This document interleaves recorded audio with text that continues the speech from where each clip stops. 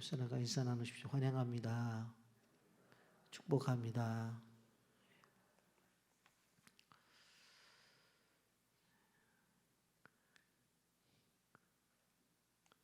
우리나라의 절기를 세분화시키면 24절기로 이렇게 나누는데, 제일 먼저 접하는 절기가 입춘입니다. 봄에 들어가게 될 때 우리는 그것을 입춘이라고 말을 하는데, 올해 2월 4일이 입춘이었습니다. 옛날 어른들을 보게 되어지면 대문 앞에 입춘대길이라고 큰 글자를 써 붙여놓고 바로 봄을 맞이하곤 했는데, 여러분 1년 12달 우리가 생각해 보면 봄날만 있으면 얼마나 좋겠습니까만은 그렇지 않습니다. 무더운 여름이 지나고 가을의 열매를 맺는 가을이 지난 다음에 또 얼마 안 있어 추운 겨울이 찾아오는 것을 볼 수가 있습니다. 우리 인생도 마찬가지라고 생각이 됩니다. 청춘의 아름다움이 있습니다. 그런데 잠시 어느새 머리에 흰 색이 찾아오게 되고 노쇠하게 되어져서 힘없는 노인으로 이렇게 나이가 드는 것을 보게 됩니다. 이것은 개인의 문제뿐만 아니라 바로 나라도 마찬가지입니다. 나라가 세워지고 나라의 번영기가 있은 다음에 쇠락기를 통해서 그 나라들이 역사적으로 사라져가는 것을 우리는 종종 보게 되어집니다. 여러분, 우리는 열왕기 15장의 말씀을 보고 있는데, 이 15장에 보게 되어지면 남방 유다 왕인 이 아사랴와 이 요담 사이에 바로 북이스라엘 왕 6명이 이제 왕권을 가지고 나라를 다스리는 장면이 이 15장에 나와 있습니다. 북방 이스라엘의 14대 왕으로 스가랴 왕과 15대 왕으로 살룸 왕, 그리고 17대에 모하가히야, 18대 베가 왕, 19대 왕 호세아까지 바로 북방 이스라엘의 왕들이 지금 이렇게 열왕기 15장에 나와 있는데, 우리는 실질적으로 이들을 보면서 이들 속에서 역사하시는 하나님에 대해서 좀 오늘 말씀을 통해서 들으면서 은혜를 나누고자 합니다. 그럼 남방 유다의 10대 왕은 아사랴 왕이었습니다. 우시야 왕이라고도 부르는데 실질적으로 보게 되어지면 52년 동안을 통치를 합니다. 짧은 기간이 아닐 것입니다. 요즘 우리가 대통령 제 속에서 살아가는 우리들이 바라볼 때 52년 동안을 나라를 통치했다. 대단히 긴 기간이라고 생각이 되어집니다. 여러분, 이렇게 52년 동안을 지나게 되어질 때에 상당한 번영을 누리게 된 것은 사실입니다. 그런데 그 반대로 북방 이스라엘 나라의 왕들은 어떠했느냐? 아까 생각해봤던 스가랴, 살룸, 무나헴, 무가히야, 베가, 호세아 왕들은 도대체 어떻게 살았느냐 하는 것을 비교를 하게 되어지는데, 무려 이 짧은 기간 동안에 바로 6명의 왕들이 쟁달전에 의해서 죽고 죽임을 당하는 일들이 벌어지게 되어진 것입니다. 여러분, 기간적으로 보면 약 30년 정도밖에 되어지지 않는데 그 안에 왕이 6번이나 바뀌어지고 또한 이 5명이 살해를 당하는, 그런데 그 살해를 당할 때도 누구에게 살해를 당하느냐? 신복들에게 살해를 당하는 것을 보게 되어집니다.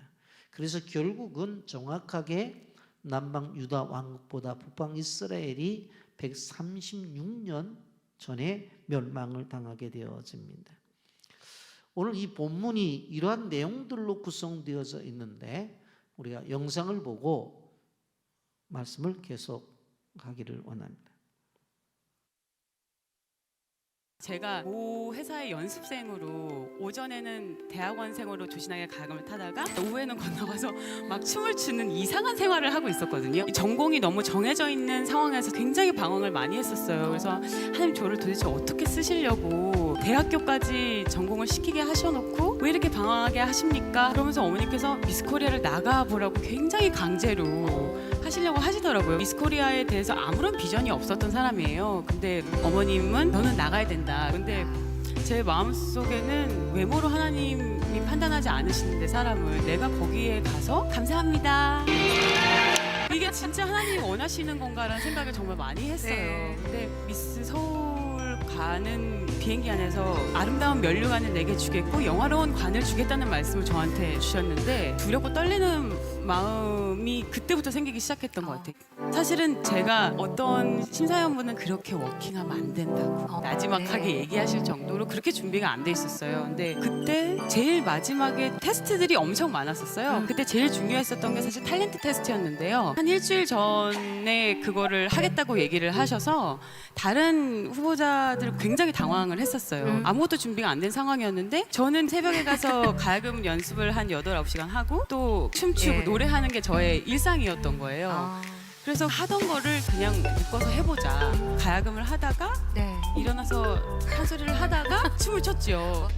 모든 그 퍼즐의 조각들이 막 흩어져 있던 그 삶에서 하나님의 한 번의 이 끈으로 이렇게 딱 엮으시는 거를 경험하고 나서 더 두렵고 떨리기 시작했어요. 그게 미스 서울이었거든요. 네. 삶에서는 항상 시련이 오잖아요. 하지만 하나님이 그것들을 넉넉히 이길 수 있는 힘을 주시는 것 같아요. 네. 제가 너무너무 힘들고 너무너무 지칠 때 기도를 해야겠다, 예배 가야겠다라는 생각에 모자 쓰고 아무도 안 보이게 그냥 저 2층에서 하는데 성가대 넉넉히 이기느니라 그 찬양이었는데 하나님 주시는 힘이 풀로 이렇게 충전이 되면서 이게 제가 그 세상적인 것들을 내려놓으려고 애쓰는 것보다 하나님의 것들로 하나님의 말씀으로 하나님의 찬양으로 저를 채웠을 때 저의 면역력을 높이는 것 같아요. 그것들이 저를 침범할 수 없게 하나님이 만드시는 건데 제가 안간힘을 쓰면 쓸수록 더 힘들더라고요. 내가 하나님을 모르고 살았으면 얼마나 공허하게 살았을까라는 생각을 많이 하게 되는 것 같아요.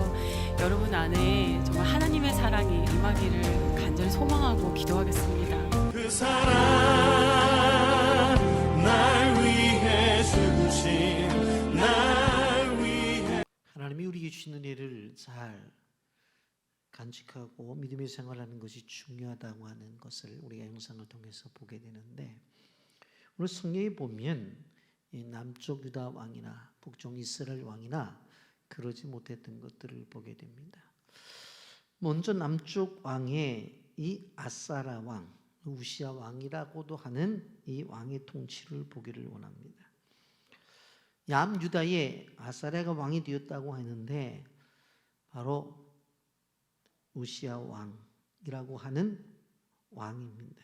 나이가 16살에 왕이 되었습니다. 16살에 왕이 되어서 52년 동안 통치를 했으니까 긴 왕권을 가지고 있었던 사람이었던 것을 보게 되어집니다. 그런데 그렇다면 하나님께서 일찍 부르셔서 왕을 삼아주시고 오랫동안 왕직을 주셨으면 교만해서는 안 되잖아요. 그런데 그는 교만했어요. 그래서 결국 바로 문둥병이 걸리게 되어집니다. 문둥병이 걸려서 일을 하게 되어질 때에 나가서 일을 할 수 없잖아요. 그러니까 그의 아들 요담이 바로 궁중의 일을 돌아보게 됩니다. 여러분, 이 아샤라 왕이 행했던 행적들을 역대하 26장에 보면 자세히 그것이 나와 있는데 5절에 보면 당시에 선지자 스가랴가 사는 날 동안 하나님을 찾았고 하나님이 형통케 하셨다고 말씀합니다. 7절에 보면 하나님이 그를 도와 전쟁에서 늘 승리를 안겨주셨습니다. 8절에 보면 강성하여 암몬 사람들도 조공을 바치고 영토를 넓혔다고 분명히 말씀하고 있고 10절에 보면 농사를 많이 짓고 가축들을 많이 키웠다고 말씀합니다. 그리고 11절부터 15절까지는 군사들을 두고 무기까지 제조하는 나라로 세워졌다고 이렇게 말씀하고 있습니다. 무엇 하나 부족한 게 없습니다. 여러분, 이렇게 강성해지다 보니 자기의 마음속에 왠지 교만한 마음이 들게 되어지는 거예요. 그래서 하나님의 진노를 받게 되어지는 거예요. 왕의 위치에서 자신이 백성들을 다 다스리면 될 것인데 바로 제사장의 일까지 자기가 담당을 하고자 진행을 합니다. 한마디로 말하면 자신의 위치를 탈선한 것입니다. 역대하 26장 16절에 보면 그가 강성하여짐에 그의 마음이 교만하여 악을 행하여 그의 하나님 여호와께서 범죄하되 곧 여호와의 성전에 들어가서 향단에 분향한지라 그렇게 말을 합니다. 제사장이 있음에도 불구하고 여호와의 성전에 들어가서 향단에 분향을 했다고 말씀하고 있어요. 기차가 레일을 벗어나면 반드시 전복되게 되어져 있는 거예요. 모든 것이 잘 되고 명성이 높아질수록 더욱더 겸손해져야 되는 것입니다. 그래서 성공한 사람일수록 넘어질까 조심해야 되는 것입니다. 여러분, 이 일로 아사랴 왕은 나병이 생겨 무려 24년 동안 별궁에서 지내면서 별궁의 왕으로 지내게 되었습니다. 그의 교만이 평생을 망치게 되었다는 이야기입니다. 명성이 높아질 때 조심해야 된다고 하는 것입니다. 그렇지 않으면 무서운 일이 걸리는 거예요.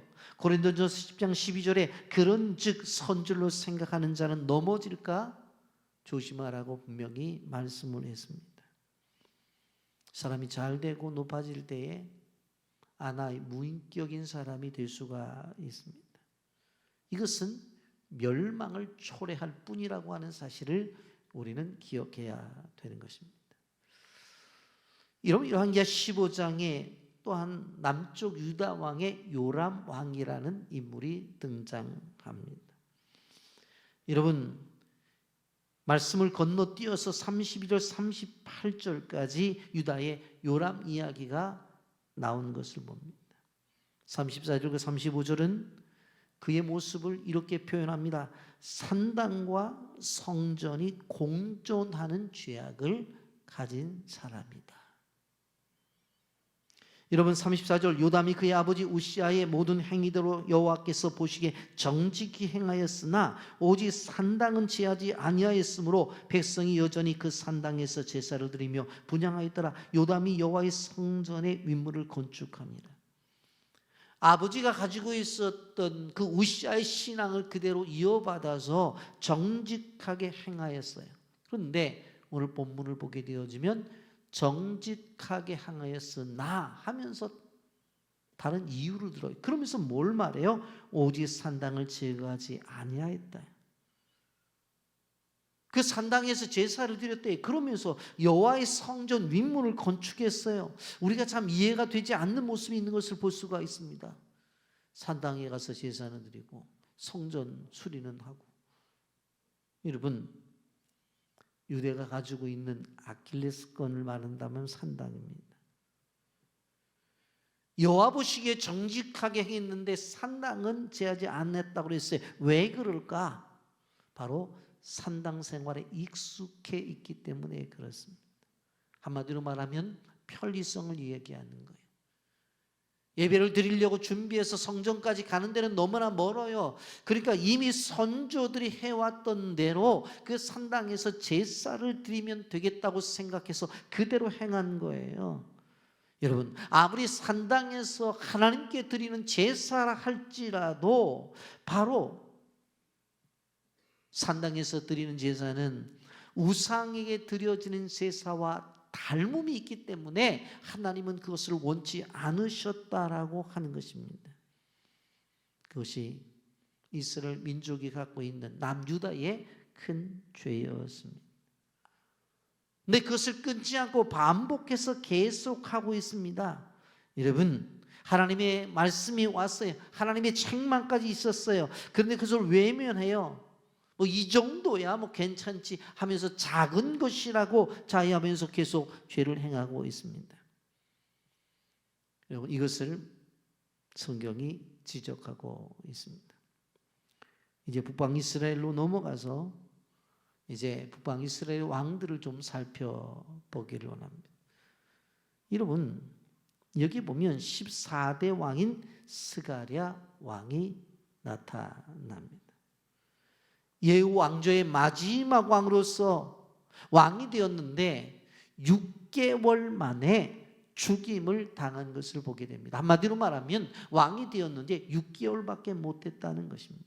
비극적인 왕이죠. 여러분, 이 사람이 누굽니까? 북방 이스라엘의 최고의 절정기를 이루었던 여로보암 2세의 아들입니다. 아버지가 훌륭했어요. 그래서 그의 아들이 이제 왕이 되었는데 6개월 만에 죽게 되어져요. 10절 말씀 보십시오. 야베스의 아들 살롬이 그를 반역하여 백성 앞에서 초기고 대신하여 왕이 되니라 그랬어요. 살롬은 누구예요? 신하예요.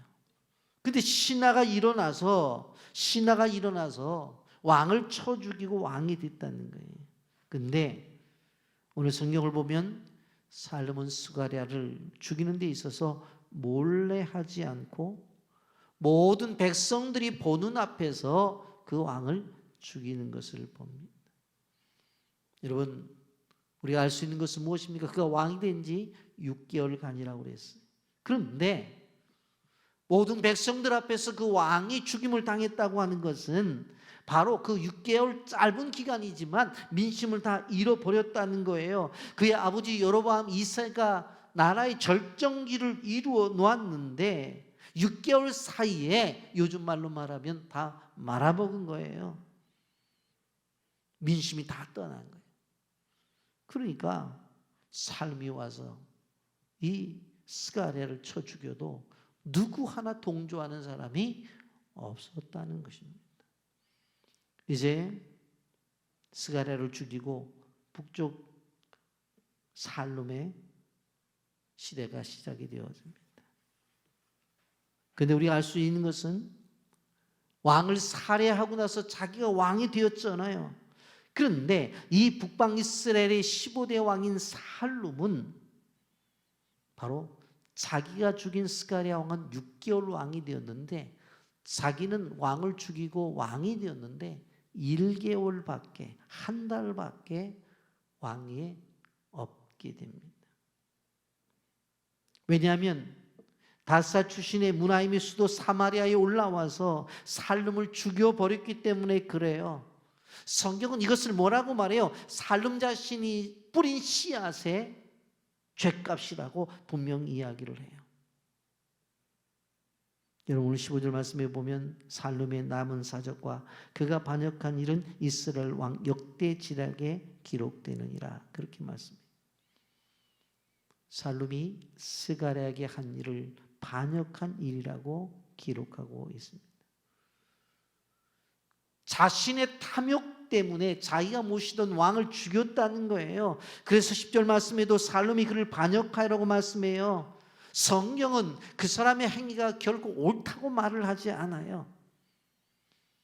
여러분, 우리가 아셔야 되는 것은 악한 권력이라도 하나님이 허락하신 권력이라고 한다면 함부로 칼을 휘둘러서는 안 된다고 하는 것입니다.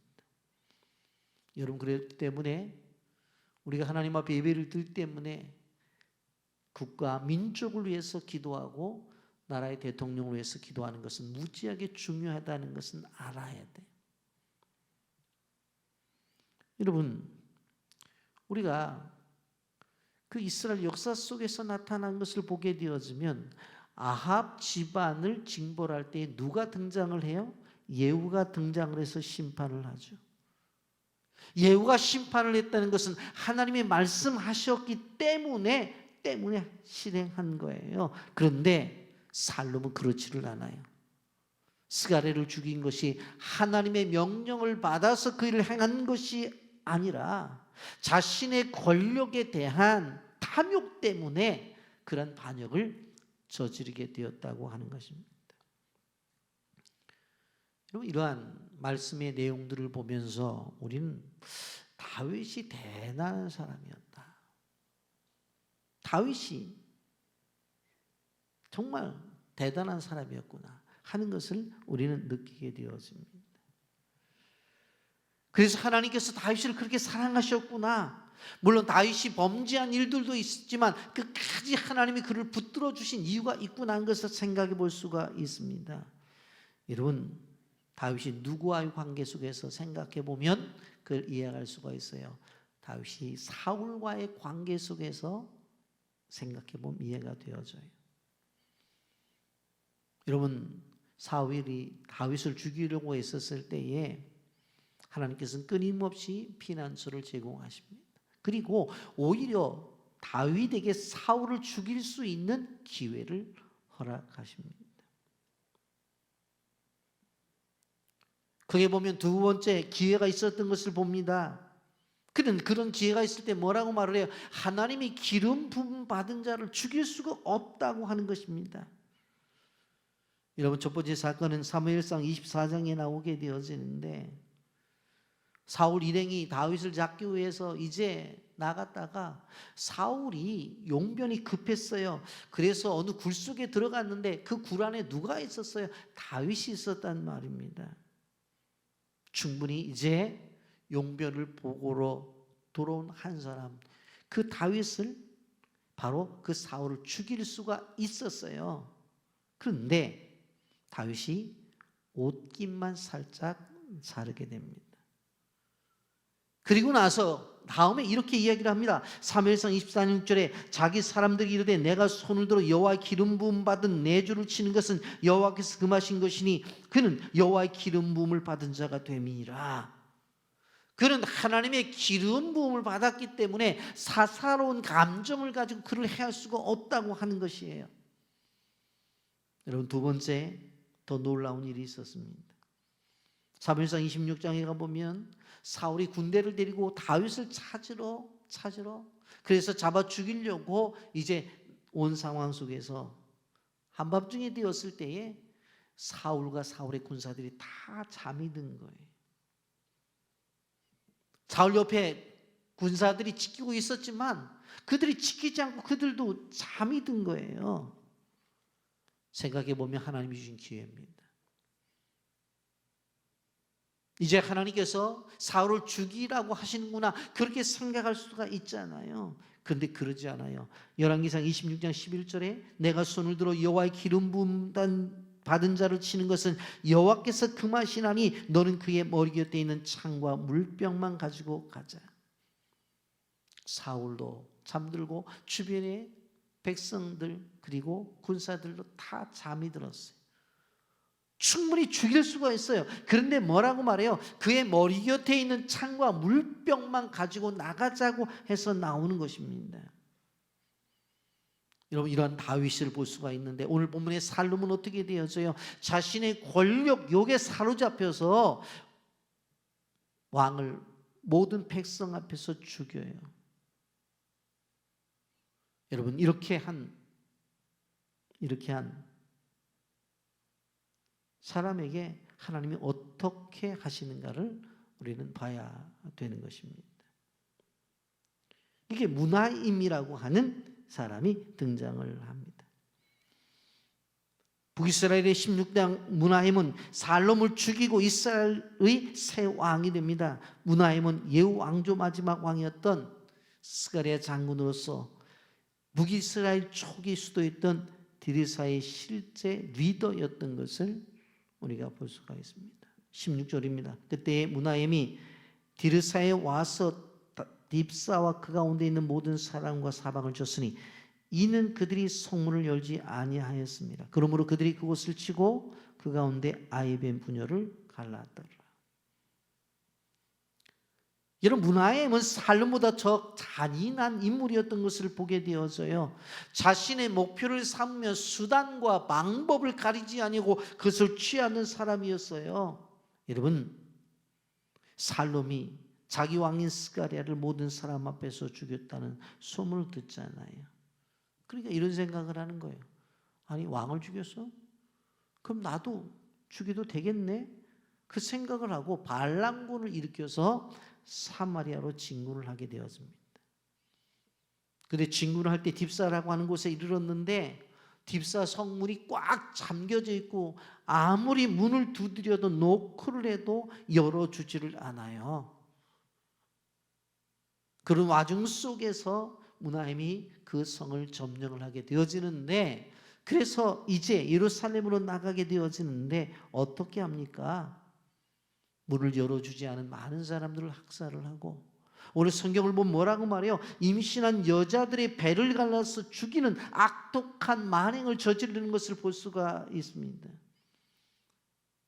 자신이 그 성을 지나가겠다고 했을 때 성문을 열어주지 않았어요. 그랬더니 어떻게 해요? 흥분하고 닥치는 대로 야만적인 행동을 하는 것입니다.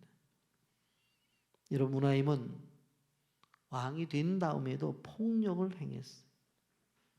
그리고 그의 모습을 보면 아주 비굴한 모습을 보게 되어지는 것입니다. 당시 주변에 아수르가 가장 강력한 나라였는데 디글랏 벨셋이라고 하는 왕이 다스리고 있었어요. 그런데 그 왕이 이 남방 유다를 침략하려고 준비하는 거예요. 그런데 그 침략하고 있을 때 미리 조공을 바쳐서 그 일을 무산시키는 것을 보게 됩니다. 19절 말씀에 보면 아수르 왕 불이 와서 그 땅을 치려하며 문하임이 은철난 딸을 불에게 주어서 그로 자기를 도와주게 함으로 나라를 자기 손에서 굳게 세우고자 하여 그랬어요. 여러분, 아수르 왕 이름이 불이라고 했는데 실질적으로 전쟁에 나가서 싸움만 잘한 사람이 아니라 바로 외교와 정치, 경제 모든 영역에 있어서 탁월한 사람인 것을 볼 수가 있어요. 그래서 칼 한 번 휘두르지 아니하고 오히려 종을 갖다 바침으로 인해서 자기 나라가 보호를 받은 것을 볼 수가 있습니다. 근데 이 불이라고 하는 이 왕은 자신의 앞에서 많은 사람들이 패배를 인정하고 그리고 나와서 자기를 공경하는 것을 원했고 그렇게 하는 것을 좋아했습니다. 여러분, 다른 사람들이 자신의 앞에서 무릎을 꿇고 벌벌 떠는 것, 그것은 잘못된 습성 가운데 하나인 것을 우리는 알아야 돼요. 여러분, 이것이 이루어질 때 얼마나 큰 수치인지 몰라요. 여러분, 이제 자신이 왕인데, 한 나라의 왕인데 아무리 강하다고 해서 그 나라 왕에게 가서 넓적잘을 하면서 자기가 가져온 모든 물건들을 내놓고 그 사람이 명령을 따라서 또 살아가야 되는 그 모습이 얼마나 큰 수치예요. 여러분, 이거 누가? 문하임이 그렇게 하고 있는 것입니다. 자기보다 연약한 동족들은 학살을 하면서 자기보다 훨씬 강한 아수르 군대 앞에서는 비굴한 모습을 보이고 있어요. 폭력은 더 큰 폭력 앞에서 비굴해지는 법이라는 것을 우리는 알 수가 있습니다. 약자에겐 강하고 강자에겐 약한 게 문하임이었습니다.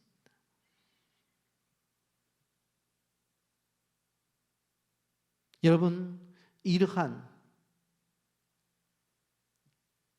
상황 속에서 그는 조공을 갖다 계속 바치면서 지도자로서 자존심을 버리고 영광을 짓밟히면서 그런 행위를 한 것을 보게 되어집니다.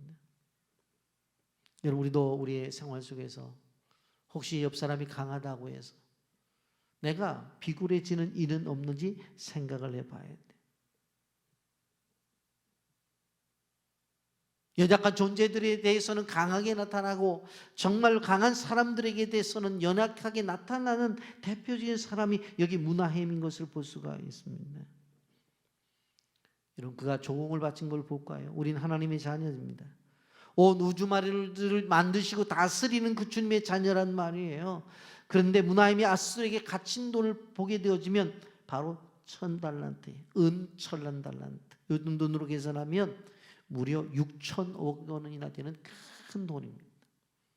20절 말씀 보세요. 그 은을 이스라엘 모든 그 부자에게 강탈하여 각 사람에게 은 50세겔씩 내게 하여 아수르 왕에게 주었더니 이에 아수르 왕이 되돌아가 그 땅에 머물지 아니하였더라. 부자들 동원해서 어떻게 해요? 돈을 얻는데 이게 보니까 강탈하여라는 말을 썼어요. 빼앗아 가는 거예요.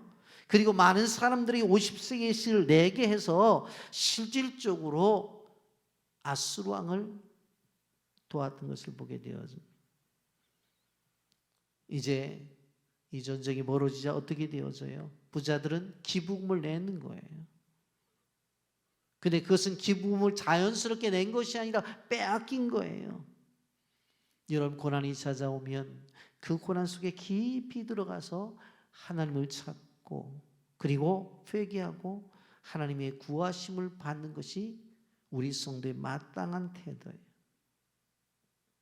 그러나 무나임은 어떻게 돼요? 그 고난이 찾아오게 되어질 때에 자신이 어떤 수단, 어떤 방법을 선택합니까? 바로 무나임을 동원해서 그를 동원해 갖고 인간적인 수단 방법으로 잠재우려고 하는 것을 볼 수가 있습니다. 여러분, 그러면서 우리는 무가히야라고 하는 왕을 보게 되었습니다. 무가히야가 왕으로 된 지 2년쯤 되어서 일이 벌어집니다. 북이스라엘의 17대 왕 부하기야 무에나임의 아들로서 2년간 왕을 자리를 유지하는 것을 볼 수가 있습니다. 여러분, 우리가 본대로 무나야함의 아들로서 이 부가히야는 2년 동안을 다스리게 되었었는데 이 사람이 당하게 된 것은 어떻게 되어졌어요? 25절 말씀에 보면 그 장관 르말리아의 아들 베가가 반역하여 사마리아 왕궁 호이소의 왕과 아르곡과 아리엘을 죽이되 길앗 사람 50명과 더불어 죽이고 대신하여 왕이 되니라. 그렇게 말씀합니다. 이런 베가는 요당 동편 지역 땅을 대부분이 실질적으로 장악하고 있었어요. 그리고 베가를 보게 되어지면 길앗 용사 50명을 이끌고 사마리아 왕국 호이소에서 왕의 일행을 습격한 것을 볼 수가 있습니다. 여러분, 호이소는 왕 높은 곳에 있는 보호를 받을 수 있는 그러한 지역인데 지금 그대로 밀려서 결국 자객에 의해서 칼에 맞고 죽게 되어지는 것을 보게 되어집니다. 여러분, 이 세상에 안전한 것은 없다고 하는 거예요. 내가 안전하다고 생각하는 것, 내가 안전하다고 생각하는 것이 그 장소가 절대적으로 안전한 것은 아니라고 하는 것입니다. 어느 날 세계 각국이 전전 그리고 또한 기근으로 인해서 많은 어려움을 당하고 있는 것을 보게 되어져. 한마디로 말하면 이 세상에서 안전한 것은 없다고 하는 거예요. 내가 이곳은 안전하다고 생각하는 그곳도 안전하지를 않아요. 지금도 세계 곳곳에서 전쟁의 소문과 끊임없는 테러가 이루어지고 있는 것을 바라볼 수가 있습니다. 여러분, 한마디로 말하면 이 세상은 안전한 곳이 없다고 하는 거예요. 내가 안전하다고 생각하는 그것도 안전하지 않다고 그랬죠. 그래서 우리가 기억해야 될 것이에요. 하나님이 피난처시기 때문에 그 하나님을 철저하게 믿고 내 모든 삶을 그분의 품 안에 숨기는 것, 그것이 우리가 되어야 될 태도라고 하는 것을 기억하시기를 바랍니다. 여러분, 그 다음에 베가라고 하는 왕, 무려 20년 동안 다스려요. 27절 말씀에 보면 유다왕 아사랴 제50년에 르말리아의 아들 베가가 이스라엘 왕이 되어 사마리아에서 20년간 다스리며 그렇게 말을 해요. 18대 왕 베가는 그의 경력이 보여주듯이 군대를 양성하고 움직이는 리더십이 뛰어나고 나름대로 배짱과 전략이 있던 사람이었어요. 그래서 왕이 되자마자 대담하게 아수르에 대항하는 적대 노선을 펼치는 것을 보게 되옵니다. 이것을 위해 지금까지 원수처럼 싸웠던 아랍왕 르신의 동교 외교를 맺는 것을 볼 수가 있습니다. 여러분, 이 언합전선에 북방 이스라엘 날은 동족이고 언어도 같으니까 유다 사람과 합하고자 하는 생각이 있었어요. 그래서 실질적으로 이 일에 있어서 함께함으로 결과를 맺으려고 했었던 것입니다. 그런데 장차 보게 되어지면 이것은 이스라엘 전체를 멸망시키는 치명적인 실수였어요. 여러분, 연합군의 공격을 받은 유다왕 아하스, 아수르에게 뇌물을 바치면서 도움을 청하기도 합니다만은 실질적으로 그러지는 못해요. 29절에 보게 되면 여러 가지 지명이 나오죠. 이온과 아벨벳과 마아가와 야노아와 게데스와 하솔과 길르앗과 갈릴리와 납달리, 이 모든 땅들을 누가 점령한 거예요? 아수르가 점령을 했다는 거예요. 그리고 귀족과 기술자, 청년과 젊은 여인들은 모두 아수르로 포로로 잡아간 것입니다. 구제 정세를 잘 읽지를 못했어요. 나라의 백성들을 잘 돌보지 못했기 때문에 피로 물든 그러한 나라가 되어져 버리고 말았습니다. 여러분, 이러한 상황 속에서 아수르의 은밀한 지원을 받은 엘라의 아들 호세아가 일어나 바로 베가를 죽여버리게 되었습니다. 여러분, 우리가 생각해 보았습니다만은 지금까지 스가랴, 살롬, 무나헴, 무가히야, 베가, 호세아의 이 왕들을 생각해 보았는데 한결같이 무엇입니까? 바로 자신의 생각과 자신의 주관대로 나라를 다스렸다고 하는 것입니다. 여러분, 우리가 말씀 정리하면서 생각해 봐야 될 것은 이렇게 훌륭한 왕들이었는데 그들이 왜 정치를 저렇게 했을까? 그 둘째치고 바로 남방 유다 왕이었던 10대 왕 아사랴와 요담 왕을 볼 때도 그들의 행적 속에서 하나님이 원치 않는 일들을 한 것을 보게 되어집니다. 여러분, 우리는 남쪽 아사랴와 유다 왕 사이 그 사이는 6명의 북이스라엘 왕들을 우리는 보았습니다. 나라가 멸망하기 전에 나라가 매우 혼란했던 것을 보게 되었습니다. 여러분, 한마디로 말하면 그 나물에 그 밥 같았다는 것입니다. 여러분, 지금도 세상은 혼란하고 종말을 달려가는 것 같이 느껴질 때가 많습니다. 이곳저곳에서 테러가 일어나고 인종 간의 갈등은 더욱더 심화되고 있는 것을 바라보게 되어집니다. 여러분, 이때일수록 우리가 해야 될 것은 무엇이냐? 하나님을 찾는 것입니다. 다른 데로 눈을 돌려 높은 곳이 어딘가, 아름다운 곳이 어딘가 그렇게 찾을 것이 아니라 성경에서 말씀하고 있는 이 말씀을 꼭 기억하면서 어떻게 해요? 하나님을 찾아서 최선의 길로 나가야 된다고 하는 것입니다. 여러분, 왕국의 운명을 주관하신 분이 하나님입니다. 하나님께 주권이 달려있음을 열왕기서는 증언하고 있어요.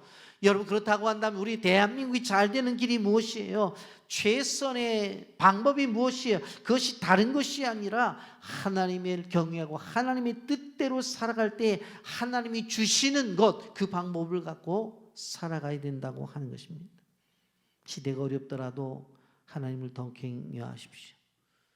시대가 어렵더라도 하나님의 말씀대로 살려고 노력하십시오. 여러분, 힘든 시대를 살아가는 우리에게 주신 말씀은 오직 소망이신 예수님을 바라보고 그 주님을 붙잡고 살아가라는 이야기입니다. 이제 저는 내일부터 토요일까지 캄보디아 단기 선교를 떠납니다. 이번에 12명의 단기 선교사들이 캄보디아를 방문하게 되어지는데 실질적으로 여기에 보게 되어지면 푸놈펜에 도착을 해서 시우포와 디나에게 장학 증서와 장학금을 주고 그리고 그것과 함께 휴대폰과 또 노트북, 가방들을 증정하고 그들과 저녁 식사를 마친 다음에 이제 나타나끼리로 출발을 합니다. 푸놈펜에서 나타나끼리 버스로 10시간 정도 되는데 밤새 동안 차량 이동을 한 다음에 이제 화요일날 수요일 품고안과 품가비오 교회를 방문해서 성도들의 가정을 돌아보고 그리고 또 이번에 우리가 준비한 빛 어린이 축구단을 창단하고 그리고 지금 잘 운영되고 있는 유치원을 방문을 해서 그리고 그들을 격려합니다. 그리고 저녁에는 미션홈에 있는 장학생들과 유치원 선생님들을 초청해서 식사를 합니다. 지금 캄보디아에는 실질적으로 12명의 장학생이 미션홈에 있고 그리고 2명의 학생들은 지금 푸놈펜에 바로 유학을 와 있습니다. 여러분 그리고 그들과 함께 식사를 마친 다음에 시엔립으로 이동을 해서 앙코르왓과 돈네스 호수를 관광하고 5시간의 차량을 이용해서 실질적으로 푸놈펜에 내려와 한국에 돌아오는 긴 일정입니다. 캄보디아는 비행 시간이 한 5시간 걸리니까 왕복 10시간이고 제가 계산을 해보니까 이번 주간에 타는 차량 시간만 23시간을 타게 되는 긴 장거리의 여행입니다. 그러게 많은 기도를 부탁드리고 다음 주일 건강하게 돌아와서 사역 보고를 드릴 것을 약속하면서 오늘 이스라엘 백성들에게 주신 이 남유다와 북방 이스라엘의 왕들의 행적을 보면서 우리가 하나님 주신 놀라운 은혜 가운데서 주신 은혜를 끝까지 잃지 않고 유지하며 살아가는 백성들이 되기를 예수님의 이름으로 축복합니다. 아멘.